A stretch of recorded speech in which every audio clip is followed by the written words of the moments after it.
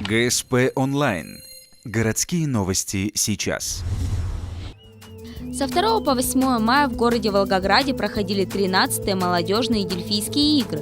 В конкурсе молодых талантов приняли участие 4 ухтинки. Они выступили в 3 номинациях. Ирина Киренчук в номинации «Эстрадное пение», в сольном народном выступила Анна Андрейченко, а дуэт Мичанывьес, что в переводе значит «красивые девушки», состязался среди ансамблей.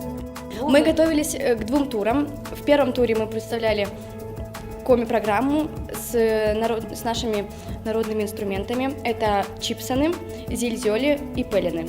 Дуэт Мичанывьес был самым малочисленным среди претендентов.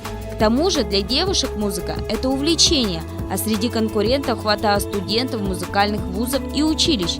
В итоге добиваться результата пришлось долгим упорным трудом.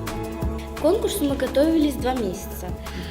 Были усердные, трудные репетиции. Было нелегко сначала разучивать танцы коми, играть на коми-инструментах, но мы все преодолели все эти трудности, выложились на 100% на конкурсе. Престижный конкурс собрал более 2500 участников из 82 субъектов Российской Федерации.